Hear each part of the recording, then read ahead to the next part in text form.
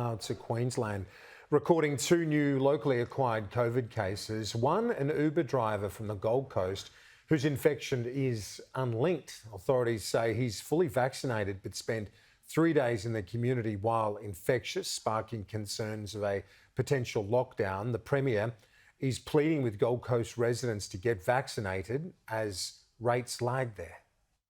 This is a good wake-up call for Gold Coast that this is happening in your community at the moment. I am concerned and we need to make sure that we monitor this over the next 24, 48 hours. The second case is a teenager from Beaudesert linked to the Moree cluster. She tested positive in home quarantine after spending time in Beaudesert and Warwick. Sunshine State residents have welcomed an easing in mask restrictions after reaching the 80% single-dose milestone, but the Premier is encouraging residents on the Gold Coast to wear masks. We may have to put in place some further restrictions. Therefore, people should consider on public transport on the Gold Coast, they should consider about wearing a mask, but also too if they are in crowded situations. Let's go live now to our Queensland editor, Peter Gleeson. Gleeson, this is worrying for Gold Coast but broader Queensland. Yeah, Kieran, it certainly is. Who'd want to be a Uber driver these days? I mean, we had that similar case a couple of weeks ago with a Uber driver. This particular Uber driver from Carrara, which is just down the road from here, he was double vaxxed, so that's a good thing.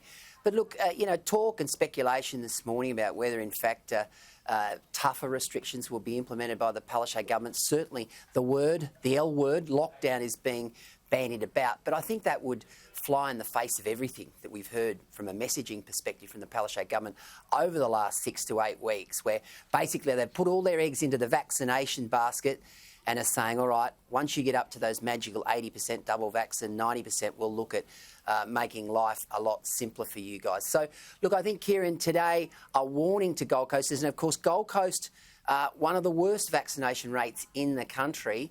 So I think you'll find that there will be an upsurge, there will be an escalation in vaccination rates on the Gold Coast, and there'll certainly be an increase in the number of people who are being tested right now. Yeah, they've gone from, say, the carrot to the stick, haven't they, as well, saying if you're not vaccinated, there's no big bash, no sporting events, and it's a big summer ahead there.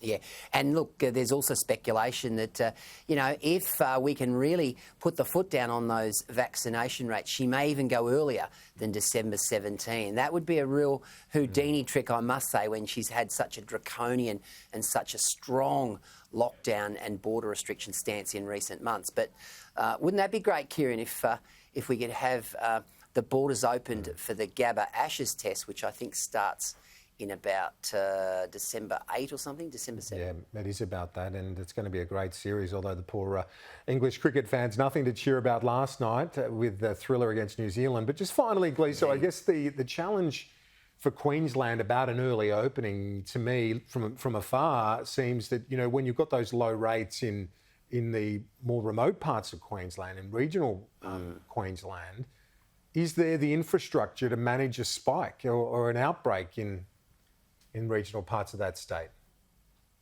Well, certainly nurses don't think so. The Nurses Union recently did a survey. The first survey came back 72% of nurses thought that we didn't have the infrastructure to deal with a Delta outbreak. It's now 92%, so that suggests there's even less optimism there. But that's one of the big issues here in Queensland, Kieran, and that is the state of the health system. The health system here is under tremendous pressure, and yet we haven't been subjected to the same dramas that have existed in New South Wales and Victoria with hospitals. So that's an area where I think Health Minister Yvette Dath has certainly fallen down, and you'd have to think right now that they are very concerned about this Gold Coast outbreak, because if it does escalate, does the hospital system have the capacity to deal with it? Yeah, well, that's the unknown at the moment, and it's certainly lagging much of the rest of the nation, that's for sure, Gleeson. So we'll chat to you later in the program. Thank you for that.